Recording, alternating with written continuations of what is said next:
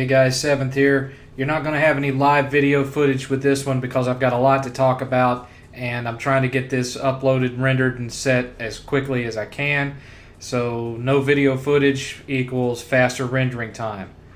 And you're going to hear everything that I have to say about it anyway, so it doesn't matter whether you see my face or not at this point. Sorry I haven't been around, but I was on vacation for close to 2 weeks, and once I came back, my coworker, who does the same shift as me, went on a vacation, and so I ended up working 8 straight days, and we had some challenges that had to be overcome, which equaled me working overtime for most of that 8 days. So it's been an interesting 3+ weeks, to say the least, and I apologize for that. But anyway, we're here to talk about E3, so let's get started because we got a lot of ground to cover. Okay, we'll go start with Microsoft because Microsoft went first. So Microsoft starts out their conference with some Halo 5 footage. I mean, you kind of expected it. And Halo 5's graphics looked nice. It looked like a pretty game. But to be honest with you, I don't think that 343 Studios is really in touch with the Halo audience. It seems like every game that they've done, they incorporate more and more of other popular franchises into it, which is just really alienating the core Halo audience. It's like, I know there are some Halo fans that just eat it up, but for example, they recently announced that they've removed split-screen co-op from Halo 5 so that it maintains its 60 frames per second frame rate. Well, frame rate always takes a shit when you're playing split-screen co-op, so that doesn't really seem like a valid excuse to me for that. And quite honestly, having played multiplayer Halo in a local capacity before, there's just no replacing that experience. It's more fun to play it with 2 to 4 people in a room than it is to play it online, in my opinion. Always has been, always will be. So for me, that was a definite downer. And believe you me, had they announced that they were removing that live on stage, they would have been booed off the stage. Then you've got this Warzone mode that they showed, and what they showed was a mixture of player versus player and player versus AI. And for me, that just looks like the same kind of clusterfuck gameplay that was in Titanfall. And we all know how long-lasting the appeal of Titanfall has been, don't we? So, Titanfall, couple of month flash in the pan. Hey, great idea. Let's add a Titanfall-style gameplay mode to Halo. They'll eat that up, right? Come on, guys. Come on. The campaign looks great, although it almost seems like you're going to be spending a good chunk of it not playing as Master Chief. And let's face it, the games that haven't starred Master Chief have not exactly gone over as well as the ones that did, so I don't know how they're not kind of shooting themselves in the foot with that storyline, but regardless, the story seems interesting in the least. So, on to the next. I will say, though, real quick, that it being a game that we already knew was coming, it wasn't really what you'd call a megaton, like they like to say. For those of you that are new to E3, when they talk about megatons, that's like a big surprise announcement that no one saw coming. Well, everyone saw Halo 5 coming. They've already shown trailers and footage for it for the last 2 years. So, doesn't really count towards a megaton for Microsoft to be showing gameplay footage of a game that we already knew existed. So, next up for Microsoft. So next up they showed ReCore, which ReCore, it was a third-person action game that showed a woman with a robotic dog fighting through the desert, and her dog gets killed, and she pulls the core out of the dead dog and puts it in this old robot, and the robot comes to life, and it still recognizes her because it's the same core, just in a different body, which gives you a kind of a hint of what the gameplay is going to be like. It's got people that worked on Metroid on the development team. It's got people that worked on Mega Man on the development team. So it looks interesting, but then again, it's for a 2016 release window, and since apparently, according to the Xbox fans, nothing that released in 2016 exists, and hence can't count as a game that's coming for the system because so many games are coming out in 2016 for the PS4, and PS4 has no games. I can't really say anything about it other than it looks interesting, but isn't going to do them any good for this year. Again, E3, for those of us who have sane minds, was all about, for the most part, next year with a little bit of mixing in of what's coming this year in and around it. And that's what some of these fans don't seem to understand. I mean, there's a ton of games coming out for PS4 this year anyway. It's just, for some reason, they're oblivious to it. For example, all these sites that I've been seeing talking about what's coming out for PS4 between now and December 31st, none of them have Dragon Quest Heroes listed. And that's probably one of the biggest games they've got coming out between now and December 31st is Dragon Quest Heroes. I mean, that's a beloved series, but nobody's talking about it. Meanwhile, the Nintendo fans were eating it up when Hyrule Warriors came out, which was the same basic concept, but with Zelda instead of Dragon Quest. But anyway, so next up was footage of Fallout 4, a third-party multiplat.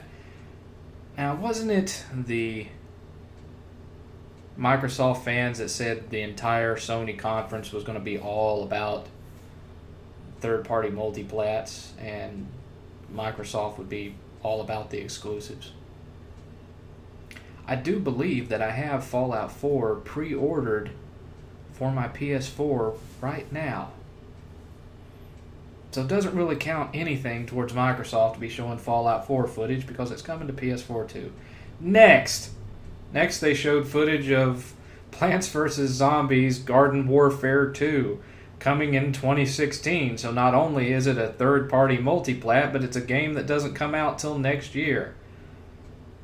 Yeah, that's really a feather in Microsoft's bonnet for E3 this year. Next, then you had Forza Motorsport 6. Like, nobody saw this coming. Everyone knew that there would be another Forza game because that's become an annual series for them now because they're alternating between the main series and the Horizon series. So now it's just, Forza has become the Call of Duty of racing sims. You get the main series every other year, and in between that you get the Horizon series. So what that amounts to are incremental changes from year to year. So the graphics will be slightly improved. There'll be a few features here and there, but for the most part, if you've played Forza Motorsport 5, you're going to get more or less the same experience with Forza Motorsport 6 because there's simply not enough development time in between these to where it's some sweeping, massive overhaul where it's like, oh my god, it's a whole new game. It's going to end up being maybe not the Call of Duty of racing sims, but definitely the Madden of racing sims. So I don't really get the excitement over it because it's just the same shit. You know what I'm saying? Next up, you had Dark Souls 3, another third-party multiplat coming in 2016. So once again, nothing special for Microsoft insofar as this conference goes. It's just not. I'm sorry. The game's coming to PS4. Hello. You know, where's all this massive exclusives over Sony here? Because so far, every other game is a multiplat. What the fuck? Their next announcement was that The Division, Ubisoft's big action strategy RPG, whatever the fuck it is going to have an open beta on Xbox One in December. Once again, third-party multiplat, and they're announcing a beta like it's an actual announcement. Game's coming to PS4, who gives a fuck? That just means that they're going to have a few more of the glitches fixed by the time it actually comes out. So once again, thanks Xbox fans for beta testing our games for us. Next, they show more footage of the new Rainbow Six game, and they announced that anyone who buys the new Rainbow Six game will get the first two games free, which, and correct me if I'm wrong, but that's only on Xbox One. Only people that buy it on Xbox One are going to get the first two games free. So You're getting 2 games free. 2 very old games free. 2 games that you can buy on used for about $5 a piece free. Okay. Next up, they announced an open beta for a game called Gigantic. It's an indie game that's a team-based, almost platformer-ish action game thing. And it's an indie game, and it comes out in August, and it's only on Xbox One and PC. It looks kind of interesting, but it's not exactly a system seller. I do like indie games, though, so I'll be giving it a look, if nothing else. Next. Then they announced 4 more indie games. The only one I cared anything about was Cuphead, because admittedly it looks awesome. And stressed how great it was that this ID at Xbox program was bringing in those indie games, even though they announced a fraction of what's coming out for the PS4. So, there's that. Cuphead is awesome. Next, they showed footage of a game called Ion, which is the next game coming from the makers of DayZ, or Days, or however you want to pronounce it, which is going to end up being a multi-plat because it's being released on everything else, so you know it's going to hit everything else. And all it really was kind of a teaser trailer that kind of showed some gameplay where maybe you switch from one body to another or some kind of deal like that. So it's kind of an unknown entity at this point. Doesn't really add anything to their conference, really, because we don't really know anything about what it is or when it comes out, because there was no release date attached to it. So, next. Then they showed Rise of the Tomb Raider, some very not altogether impressive gameplay footage of Rise of the Tomb Raider.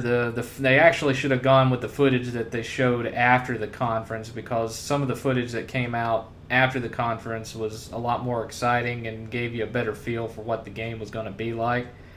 But the footage that they showed was kind of meh. Doesn't mean that I don't want to play it. It just wasn't the footage I would have picked to show on stage, let's put it that way. And again, it's a game that comes out in December, so it's not really a megaton. We knew it was coming, and we knew that it's not going to hit PS4 for probably a year after that. So, PS4 will end up getting the definitive Super Duper edition a year later. Again, thanks for beta testing it for us, Xbox fans. Next, they announced Rare Replay, which Rare Replay I'm actually excited for. There's a lot of great games on that compilation. But it's amazing to me that there's so many Microsoft fans out there that have been screaming, all PlayStation has is remasters and re-releasing old games, but just completely spooged all over themselves when this Rare announcement was made. These are games that are even older than the stuff that's being re-released for PS4. Some of these are cart games that are being released in this collection. And oh, glory, glory, glory day to Rare. Finally, they're listening to their fans. No, they're not. They're re-releasing a bunch of old games. This is not a new game. This is not what you people said you wanted from Rare, which was a new, exciting title. This is 30 old titles. But you're just so desperate for something from Rare that you're going to latch onto it like it's the next coming of Jesus. But it's not. It's a collection of old stuff. It's a collection of really good old stuff, but it's a collection of old stuff nonetheless. I'm still going to buy it because I like the games that are in that collection. I still own several of them on my shelf right now, and I don't mind replaying them for the achievements and for better graphics, because it's going to be remastered to the point of being, at a higher resolution anyway. Not like a real remaster, but you know what I'm saying. I always like the collection ones. I've got a lot of the collection ones. Like we've got some of the old Taito stuff and Namco stuff and Mega Man collections and all that stuff. The collection discs are fun. And even though I have the originals on the shelf, I still like getting those collection ones when they're more affordable anyway. If they're in the $20 to $30 range, that's not bad. Trying to come out and sell it at a $60 price point would have been stupid, but the price they announced ain't too bad. So I'm actually mildly excited for that one, and that's a good announcement for Microsoft. It's not the announcement that you guys made it out to be, but it's a nice one nonetheless. Next. So then they followed that up with Rare's actual announcement of their new IP that I've seen literally none of the people that are Xbox fans on my Twitter feed or in comments talking about, which is Sea of Thieves, which looks to be an online multiplayer pirate versus pirate type game with kind of a cartoony look and feel. So it's basically a hybrid of some of the gameplay from Assassin's Creed 4 mixed with that Pirates of the Caribbean MMO that Disney canceled a couple of years ago that everybody wanted to play, mixed into one little game. I mean, what's wrong with that? That sounds kind of fun. I'm not an MMO player. I don't really care about playing online with other people or against other people anymore, but the gameplay looked fun and the graphics looked cute, and with that kind of trademark Rare style. So why are none of you talking about that? Why are you all talking about the 30 old games if it's the new stuff that only matters? Do you fail to see the hypocrisy in that? All PlayStation 4 has are remastered old games, and Rare announces a remastered collection of 30 games. Well, not really remastered, but a collection of 30 old games and one new game, and what are you guys talking about? You ignore the new game and you're talking about the 30 old ones. Enough said. Next. Yet another trailer for their free-to-play Fable game. Don't give a fuck. Next.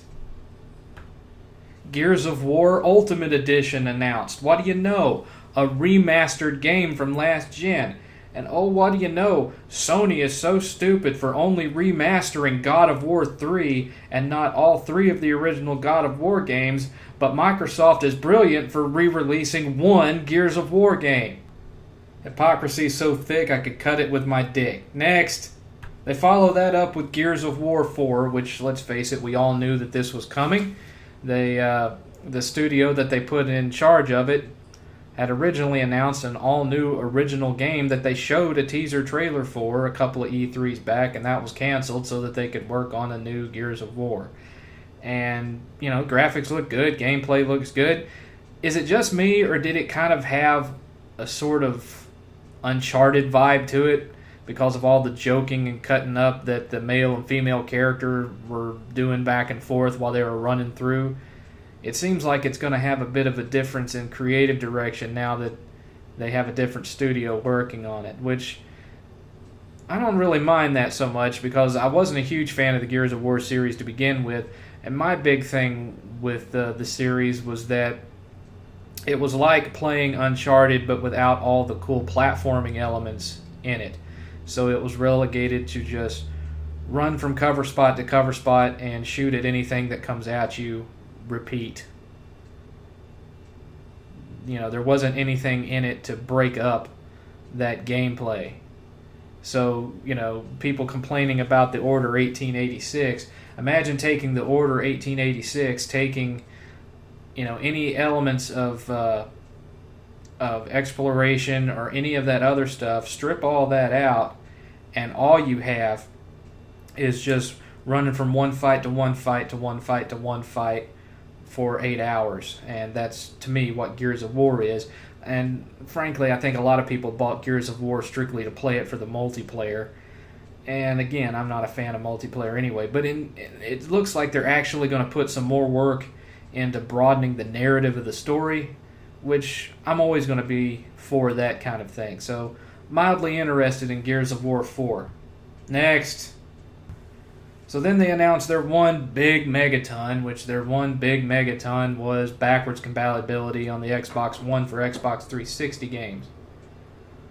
One caveat about that is that it's not true backwards compatibility. It's like you have to have the disc to prove that you own the game, and you put the disc in, and then it downloads a digital version of the game onto the system that'll run. So you're not actually playing it off the disc. That's the way I understand that it works. And so that's still emulation, or not emulation so much, but just they're bringing out digital versions that have been modified to where they'll run on the Xbox One hardware. This is why you're never going to see true backwards compatibility on the PS4 for the PS3. And the reason being is because the PS3 had that cell processor in it, which is extremely difficult to emulate. So the only way that you could play PS3 games on PS4 is having them streamed, because all of the processing is being done on the cloud by an array of PS3s. An easy way for Sony to counter this would be to add a component to PlayStation Now where all you had to do was stick the PS3 disc into your PS4, let it scan it, recognize it, and then anytime you wanted to play that game, it was free. But of course, if you're paying the monthly fee, that kind of defeats that. So it would only count, that would only be a benefit for people that were playing it on a title by title basis, where without getting a membership, you pop in the games you already own and it'll let you play those for free. So I'm not sure how Sony's going to be able to counter that or whatnot, simply because of how hard it was to emulate the cell. And honestly, I don't think Sony's going to do anything to counter it, because they didn't really talk that much about PlayStation Now at all over E3. So short of making the plans cheaper, I don't really see them doing anything to counter this. Because to be quite honest with you, yes, there are some people that care a lot about backwards compatibility, but it's never been a big selling point. I mean, think about how successful the Wii was. The Wii U has full backwards compatibility. How's its sales doing this generation? Nice feature, but I don't really see it becoming the impetus that causes everyone to rush out and buy an Xbox One. Next up was that amazing wireless controller, that new Elite controller. Yay? Look, I understand that there are some diehards that are going to be willing to go out and spend $150 on an Xbox One controller that you can take apart and put back together and take away this and add that and what have you. But the simple fact remains that I have sat and watched gaming competitions where players came in with their big arcade sticks and dominated, except for that one guy that came walking in with a modified old school controller from a system 2 gens to 3 gens back and wiped the floor with everybody with a regular old gamepad. I've said it before and I've said it again, it's not the controller, it's the player. So that controller does not excite me or interest me at all. And what's even funnier to me is that when I made my Xbox One review video going on 2 years ago, it's going to be 2 years in December, one of the things that people railed on me was that I said I preferred the Xbox 360 controller over the Xbox One controller. And they screamed and raved about how the Xbox One controller had fixed all the problems with the Xbox 360 controller, and that it was the perfect controller and it was better than DualShock 4, and there was nothing wrong with it, and I didn't know what I was talking about. And those same morons are the ones that are now screaming the praises of this new controller that they're going to go out and spend $150 for. Dumb as fuck. Next, they showed HoloLens and they showed Minecraft working on it. Did it look fun? Yeah. Did it look impressive? Yeah. Do I think that it's going to be anywhere near affordable for the average Xbox One player? No. In fact, AR games is a totally different thing than virtual reality games. And AR games can be really cool, and it can give you that whole kind of Minority Report vibe, But you're limited into what kind of games that you can really play. There's only so many games that work well with AR, and the handhelds that are out now are perfect examples of that. There's been limited AR games out for handhelds, like Vita had that Reality Fighters, where you had the little characters that would appear on whatever surface you put aim the camera at, and that kind of thing.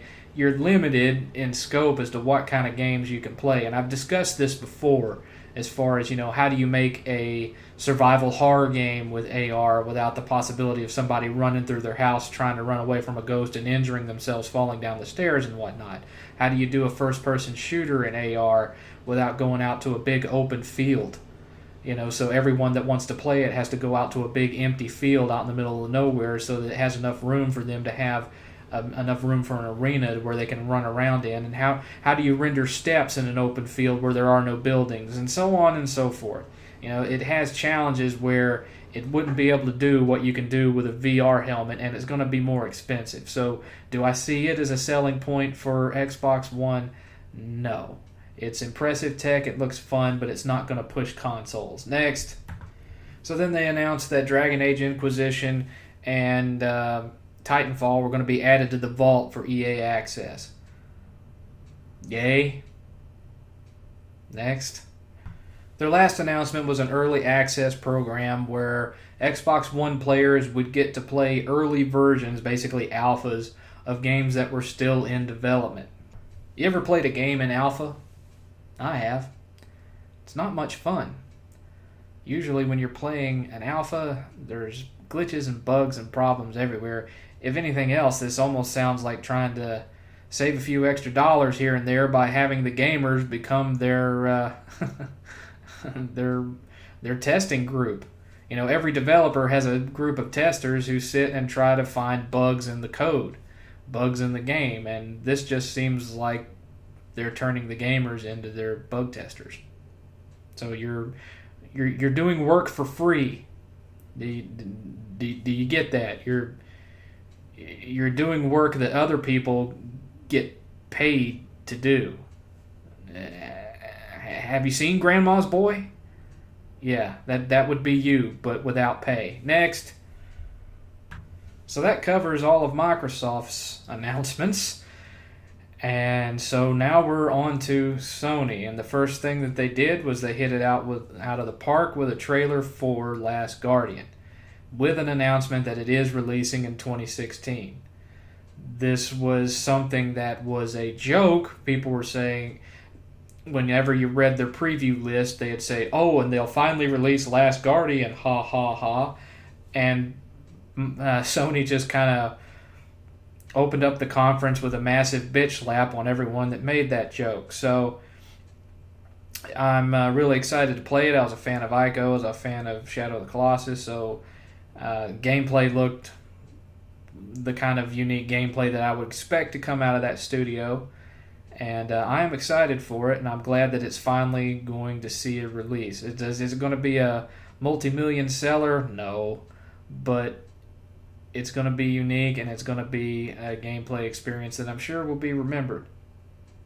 So that was a good announcement by Sony. Next. So then you had Guerrilla's new game, Horizons. This looks like a really fun game. Third-person, open-world action RPG.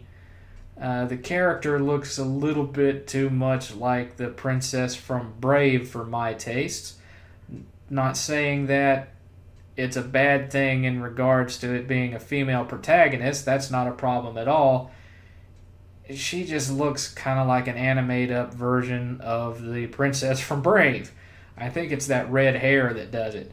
But she looks kind of like a cross between the princess from Brave and Noriko, or whatever her name was, from Heavenly Sword. I'm sorry, I'm tired, the name is escaping me. But that's what she looks like. Gameplay looks fantastic, and it's got this kind of post-apocalyptic starting all over vibe. So you have all this future technology, but it still seems like the Ice Age. So instead of cavemen fighting, mammoths, they're fighting big robotic monsters. So it's an interesting concept, and I'm excited to play it, and I'm assuming it's a 2016 release. They didn't really say, but that was an exciting one. But again, not doing anything for them this year, but since we had heard rumors of this game but hadn't actually seen anything of it, it was a brand new game to show, so it was a good thing to see. Definitely a feather in their cap for the E3 conference. Next. Next, they showed a trailer for the new Hitman. It's not a game that's coming out until next year, and it's a multi-plat. Hip Hop Hooray, there's going to be 6 contracts that you can only play on PlayStation 4. If you like that series, it's an okay announcement, but it's really not winning any points for Sony because, again, it's a third-party multi-plat. Next up, they showed some more Street Fighter V footage in regards to new playable characters, which was Cammy and Bird. I think they need to do a little bit of PR after the disaster with Super Street Fighter 4, but the fact that it's an exclusive is going to be a definite plus for the PlayStation brand. You're not going to be able to play this on Xbox One, and for you diehard fighters, that's a big deal. If you want to play more Street Fighter, you're going to have a PS4 or a PC. So it was a nice thing to show, and it's a good win for Sony, even though it's a third-party exclusive. I don't tend to get as excited for those depending on what the game is. But an exclusive is an exclusive, so it's a win on their side. Next. So we finally see the game that Media Molecule was teasing when they showed that tech demo where they were building and constructing art with PlayStation Move controllers. That game is Dreams, and in Dreams you're basically going to be able to literally draw/sculpt the characters that you want to create, and you're basically making your own games. So if you took the concepts of Little Big Planet and mixed it with the build your own full game concepts of Project Spark and added in the ability to actually sit and draw in real time what your character looks like, that's what Dreams is. And people were saying, oh, well, it looks so weird, it looks so strange. Well, it looked weird because that's the art style that they were drawing. If you want to draw stuff in a totally different art style, that's on you. It's just that the people that they used for the demo were drawing in their own individual art style, and their art style was weird, so that's what you saw. So if you're into game creation, if you were big fans of like Fighting Game Maker and RPG Maker and all those kind of things, then this should be a natural buy for you. I know 8th is going to go ape shit over it because he loves to create his own stuff. He loves doing that in Minecraft. He loves doing it in Little Big Planet. This is going to be a big one for him. But again, probably a 2016 release. So, some people said it was a what the fuck. I say it was a win. Next up, they showed the trailer for the new Taken King DLC for Destiny. Don't give a rat's ass. Next. They showed a trailer for an indie game called Firewatch, which looks to be a real narrative-based first-person exploration type game. It's not a full-on exclusive, it's a timed exclusive. So, it'll hit PlayStation 4 first, and then a few months later it'll hit Xbox One. It looks interesting. It's not my particular cup of tea per se, but I've played those style games and enjoyed them before, so I'll probably give it a run through and see what I think. It looks interesting, if nothing of that, but it's not a real exclusive. So next, and then the big announcement that everyone is talking about, which was the Final Fantasy VII Remake. Now, they made the announcement that it was going to release first on PlayStation 4. And so a lot of people are assuming that means that it'll also come out for Xbox One. I'm not so sure, because over the years, Sony has been extremely possessive about that title. They know full well how much that title meant to the PlayStation 1's success. It's the title that really drew non-gamers to the PlayStation 1 because they saw those commercials for it and it just sucked them right in. And it was very pivotal towards the PS1 success, and Sony knows this, and they know that that game identifies so strongly with the PlayStation brand. It wouldn't surprise me at all if that didn't end up being a console exclusive for the PlayStation 4, and the announcement about it releasing first on PlayStation 4 means that it'll come out on PlayStation 4 and then a few months later the PC version will come out. Not saying that that's what's going to happen, but it wouldn't surprise me at all. But honestly, this was one of those announcements where, people have begged for it and begged for it and begged for it and begged for it, and Squaresoft has repeatedly said it's never going to happen, it's never going to happen, it's never going to happen, and then out of the blue, here it comes, and everyone just exploded over it. And they're still talking about it now. There's still videos coming out of people that are just excited for this, and you guys that are kind of poo-pooing it, I don't think you realize how important of an announcement that is. It doesn't matter that the game probably isn't going to come out till 2018. The fact of the matter is that it's coming. And why do I say 2018? Well, that's because 2016 is when Final Fantasy 15 comes out. They still haven't announced when Kingdom Hearts 3 is coming out, so I would assume 2017, because they wouldn't want both of those games coming out in the same year and diluting the sales. So that would mean 2018 for Final Fantasy 7 Remake. Unless they've got a whole new team that they've got working on that, and Nomura is just overseeing all of it as the director. Can he really split his time amongst 3 titles like that, though? I don't think so. Maybe if he wants to kill himself. So my guess is 2018. I could end up being wrong on that. But the point being is that this is a landmark title. This is like the title that you want to hear about at an E3. The kind of never saw it coming, shocking reveal. That's what people watch these E3 conferences for, is to see these mind-blowing announcements that they had absolutely no clue was going to happen. You get what I'm saying? It would be like, let's see, what kind of equivalent game could Microsoft have announced that would have made that level of an impact? I can't really think of any, because they've already re-released all of their major franchises that were exclusive to them. Here's one for you, although this one is not as mainstream as Final Fantasy VII by any means. It would be like if Phil Spencer had walked out on stage and announced that Panzer Dragoon Saga 2 was coming exclusively to Xbox One, and they showed a trailer for it. That would be a megaton announcement. Not as big as Final Fantasy VII, because Panzer Dragoon Saga was never as popular as Final Fantasy VII, but it's got this legendary status to it. It's like the most valuable game in a Saturn collection.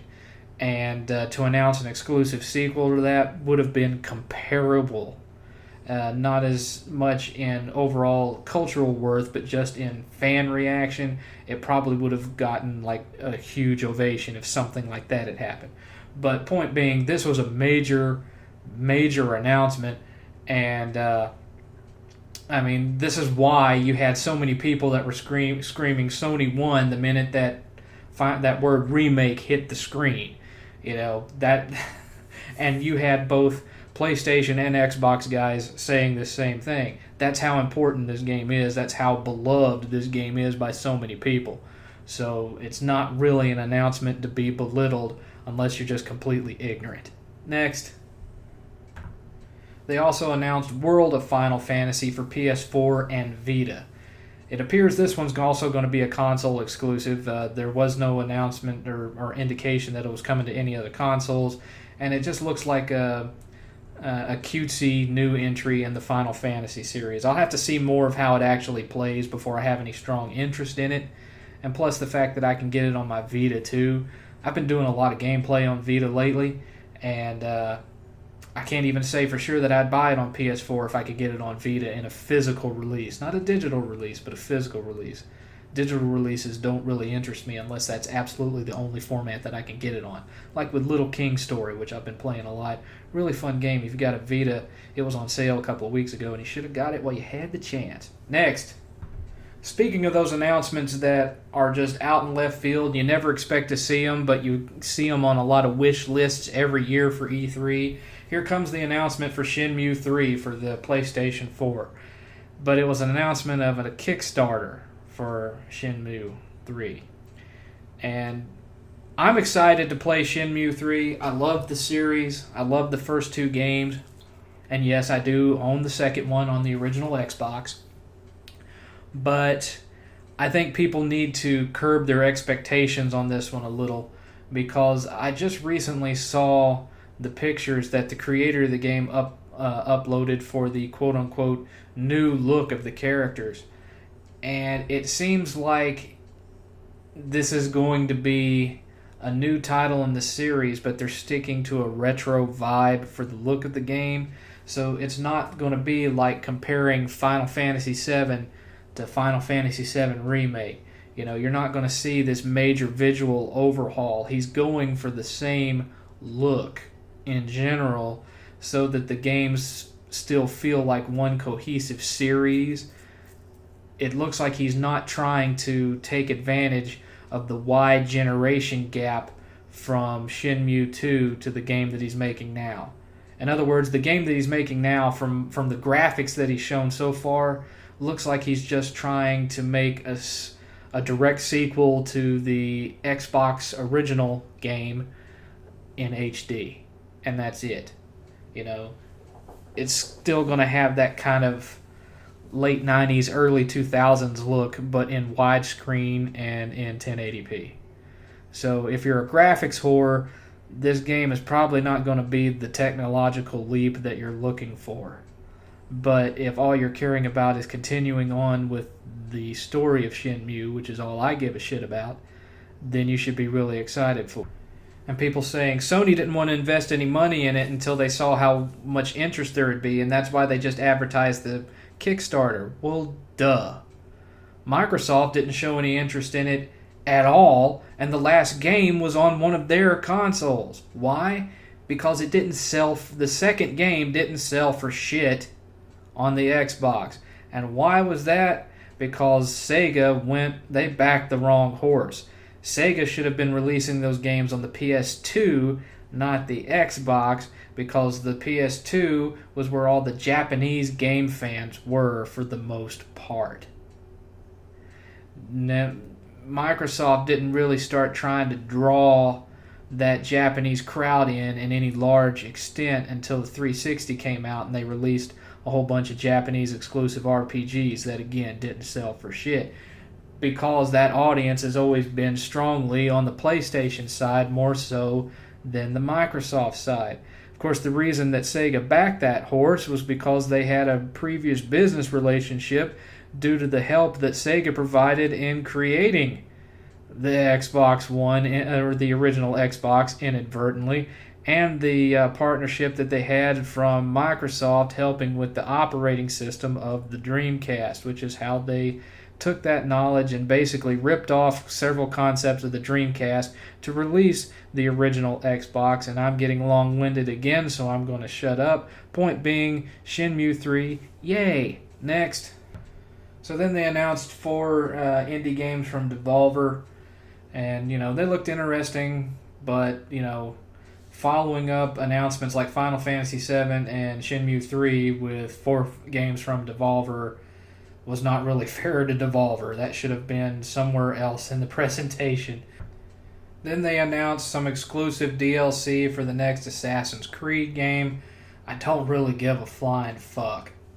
You know, don't really care.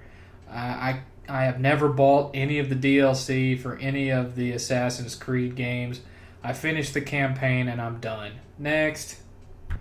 Then they made an announcement about the expansion of their PlayStation Vue service, which is basically PlayStation's version of cable service, which will effectively render the whole advantage of the Xbox One being able to connect directly to a cable box irrelevant, which that technology is becoming irrelevant anyway, so that never was really a buying point for me in the first place. The only thing is, PlayStation Vue is not available in my market yet and probably won't be for a long time. So it's not really anything that I'm immediately excited for. I've looked at the pricing plans and they're pretty good. So it might be something that I'm interested in if it ever hits my area. We shall wait and see. In any case, should have been something that was left till after the conference because no one in that audience gave a shit about cable TV. Next, they showed new No Man's Sky footage, and don't get me wrong, it still looks great. It still looks fantastic. Can't wait to play it. And now there's some rumors that it's going to be an actual physical release, which, if that's the case, then you guys back in the background hoping for an Xbox One release are probably holding your breath for too long. But if they're going to keep showing footage of this without announcing when the game is actually coming out, they need to at least have someone from their company with more charisma than the head developer showing off this game. Because, my God, every time this guy steps up on stage, the first word that hits my mind is stoned. He looks and sounds high every time I've seen him. Just say it. Next. So they showed a new competitive game for the Morpheus. Well, again, even at the rumored $450 price point for the Morpheus, this isn't something that's going to be, I don't think, widely embraced by the PlayStation audience. In fact, they stressed that they view the Morpheus as a totally separate platform in and of itself that just happens to run through a PlayStation 4. So they probably need to work on the marketing there a little bit more, get a little bit more of a cohesive message there. The gameplay does look interesting, but of course you can't really demo that without wearing the headset to get the full experience. So it's hard to say until I've actually wrapped one around my head and tried it for myself. So not really a win in either case for them. Next up, they announced timed exclusivity for all Call of Duty content will now be on PlayStation 4 first. That Call of Duty has switched allegiances from Xbox to PlayStation. From a sales point of view, I can see why this is a big feather in their cap. But then again, the sales for the Call of Duty series have started to kind of not hit the high marks that they once did. And I think it's because they're experimenting so much with what Call of Duty is now. I mean, Advanced Warfare, while the gameplay was similar, it had a lot of things that it borrowed from Titanfall, let's be honest.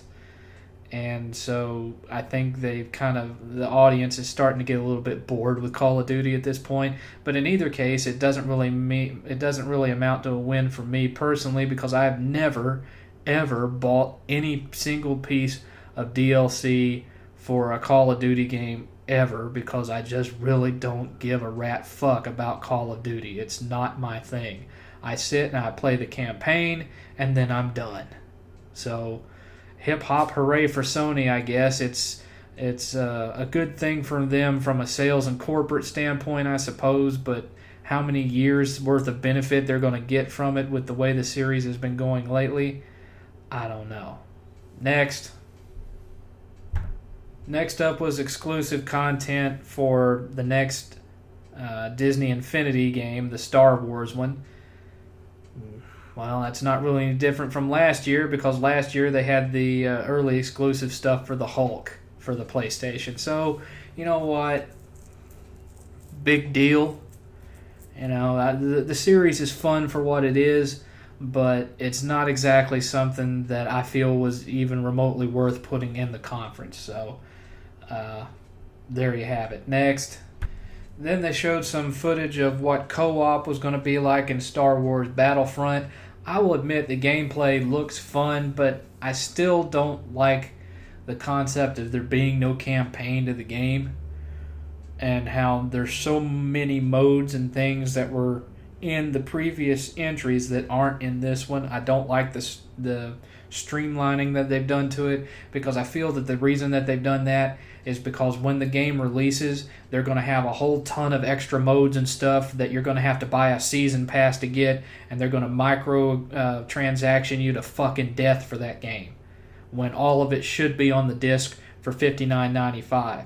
So I almost don't want to buy it surely out of protest for what I feel is coming. I could be wrong. It could just be that they wanted to focus on certain things with it, and there was only so much money they were going to invest in it because it was such a long, stagnant series. but there's just something about the way they've been announcing it and everything that makes me think that this is going to be just another example of this new trend where you're basically paying $59 for a shareware copy of the game and you end up spending another $60 to get the whole game. That's what I feel is coming, and I really don't want to give them my money because of that, because I don't want to encourage that kind of bullshit. Looks great, but if it ends up being what I think it is, I shall not be buying it for either system, because fuck you guys for selling us $60 shareware. Next. Finally, they showed a new extended gameplay trailer for Uncharted 4, and it looked as astounding and remarkable as I expected that it would. Again, it wasn't really a megaton because, let's be honest, we knew it was coming. This was basically Sony's answer to the Halo 5 gameplay. We knew Halo 5 was coming. We knew Uncharted 4 was coming. We knew Halo 5 would look great. We knew Uncharted 4 would look great. They just kind of cancel each other out, really, as far as like who had the better stuff to show. Halo 5, Uncharted 4, they kind of bounce off of each other and cancel each other out. So, that was Sony's conference. Next, we're going to talk about Nintendo. So, as usual, this year, Nintendo just did a direct for their E3. And good God, was it a pile of shit. When you've even got the die-hard Nintendo fanboys that will usually just sing the praises of any little announcement that Nintendo makes, telling you that the Nintendo really fucked the pooch when it came to E3 this year, you know they really fucked the pooch.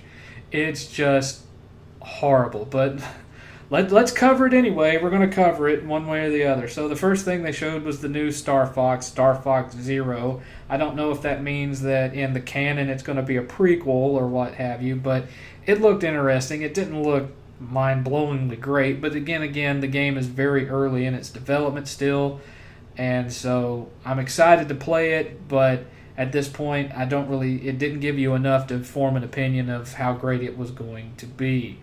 Because it's another thing that I noticed is it seems lately that Nintendo is outsourcing a lot of their development to third-party companies to release these second-party games, where it's first-party, but it's kind of second-party because they have some other development team helping them make it. And I don't know what that's going to do to the overall quality of some of these titles.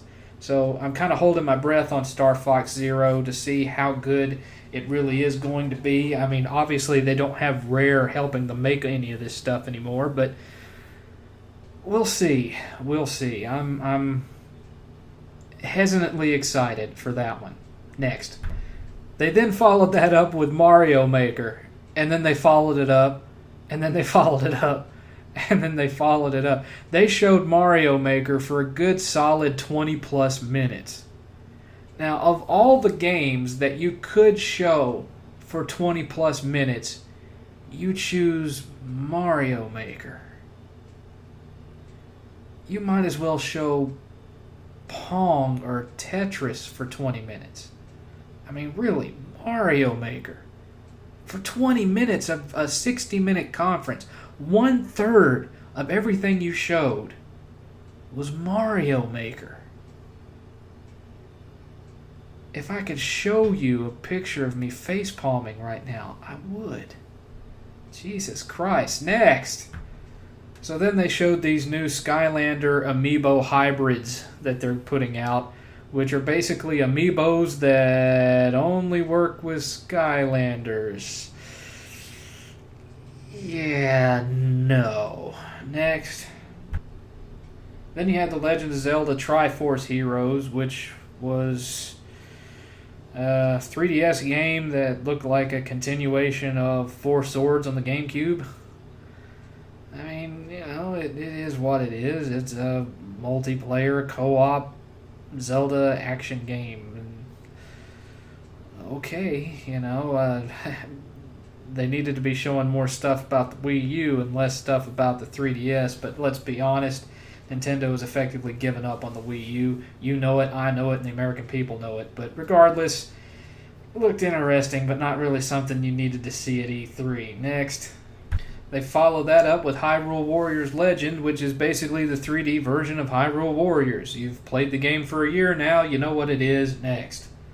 Then they showed Metroid Prime Federation Force, which was basically Nintendo's way of just bending over their fans and fucking them up the ass. This was not the Metroid Prime announcement that everyone wanted. It was not a Metroid Prime announcement that they asked for. And it was just a big slap in the face from Nintendo to their fans. This was insulting. You know, it's fine that it exists, but it did not need to be in this conference. This should have been something that was announced a few days later so that people could say, oh, well, it's a spin-off of Metroid. Okay. But when people are excited and hopeful to see an actual new Metroid Prime game and you show them that, bad form, Nintendo. Bad form. Next. Then they showed some new footage of the new Fire Emblem, the new Shin Megami Tensei. They showed new footage of Xenoblade Chronicles X. I'm all for Japanese RPGs, so this part I don't have any complaints about. That was just fine. You know, they just need more of it. Next, they showed a new Animal Crossing for 3DS that pissed off a lot of the people I know that are fans of the Animal Crossing series. I don't really care for it either way, so it had no impact on me at all. But I know a lot of diehard Animal Crossing fans that I know on a personal level who thought it was just straight garbage and were really pissed off about it. So it was kind of like the Metroid Prime Federation Force for Animal Crossing. Next was Yoshi's Woolly World. It is what it is. You know, it's like Kirby's Epic Yarn, but it's Yoshi. Yay. Next. They made an announcement about Yokai Watch, which over in Japan is quickly becoming kind of the next Pokemon sensation type thing. So, you know, if it makes it to the States and it gets embraced in the States, then, you know, that'll be a good thing for Nintendo, but you know, I'd have to see more of it before I got interested, because I don't really give a shit about Pokemon. Probably wouldn't give a shit about Yokai Watch either.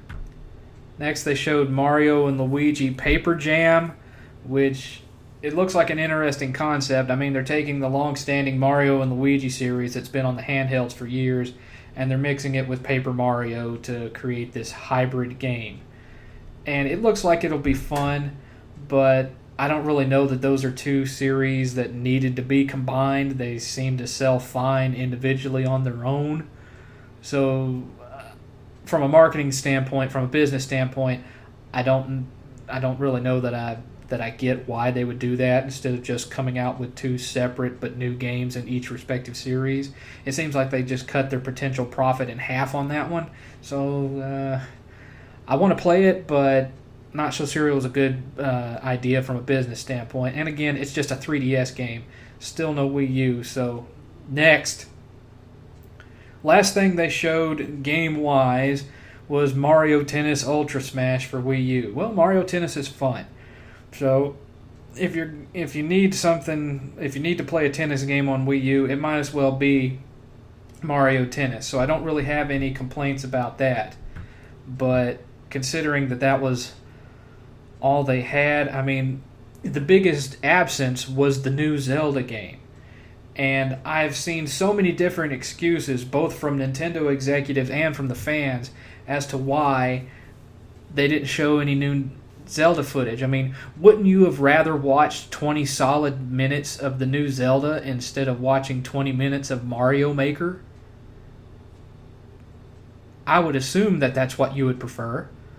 But you didn't get it. And why? Well, one, Reggie, in his usual smug tone, gets on and says, well, that's because we don't show games that are going to come out 5 and 6 years from now, which I'm assuming that he's talking about Shenmue and Final Fantasy VII. So that was a a fire across the bow of Sony for some reason when they're nowhere even near close to Sony. So that it just came across sounding like severe butthurt.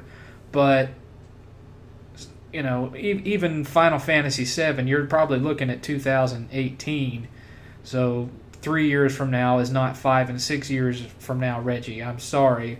Maybe that's the math that has convinced you that the Wii U is doing 2 times as well as it actually is. I don't know, but no, sir. I'm sorry, Reggie, but no.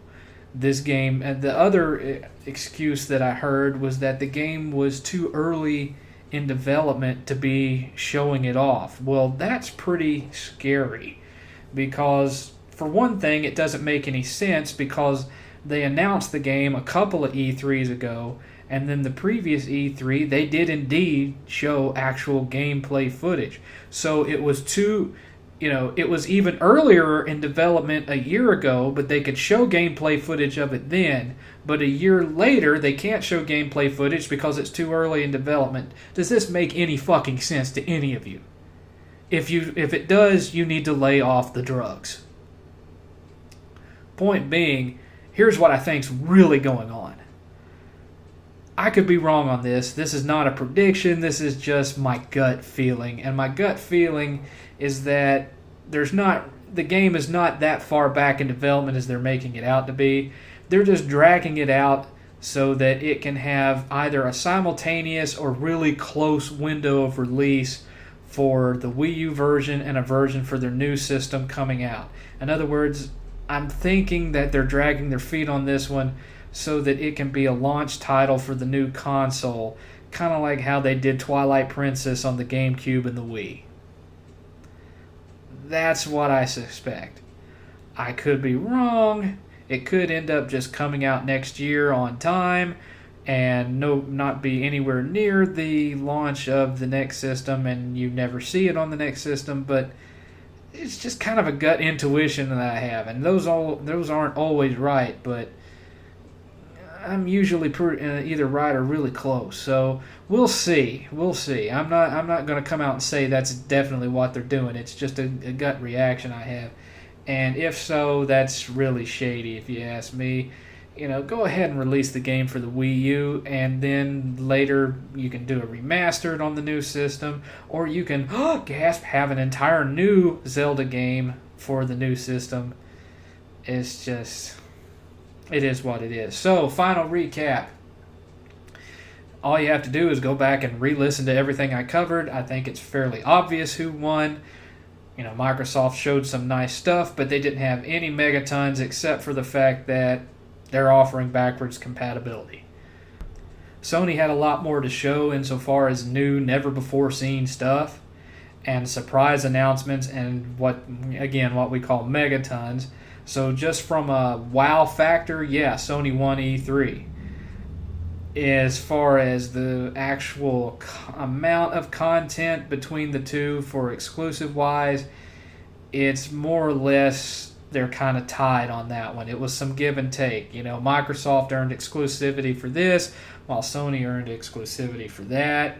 Both of them showed their key marquee title. It's just that the Sony's one is coming out 3 months later than the Microsoft one. Big whoop. That's what Sony typically does. They release most of their exclusives during first quarter to early into second quarter. They don't release a whole lot of exclusive stuff during fourth quarter.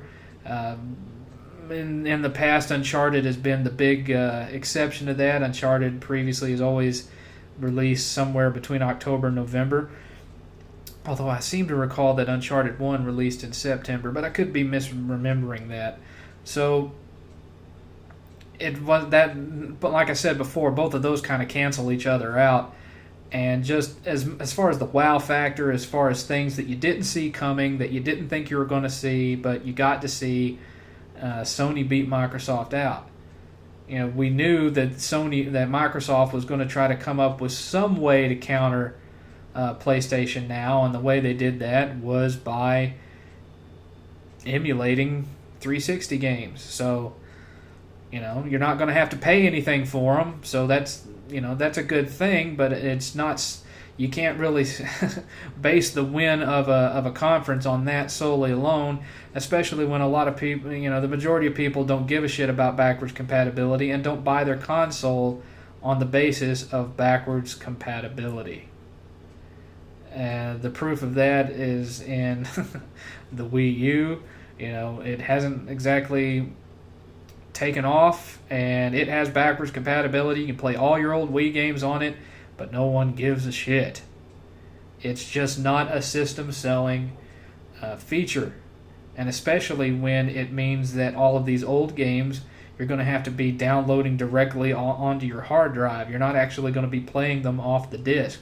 So all you're really doing is eating up your hard drive space, whereas if you still have all of your 360 games, then chances are you still have your working 360, and you can just play them on the 360. You still earn trophies and whatnot. It's not like it adds anything special or new to those games.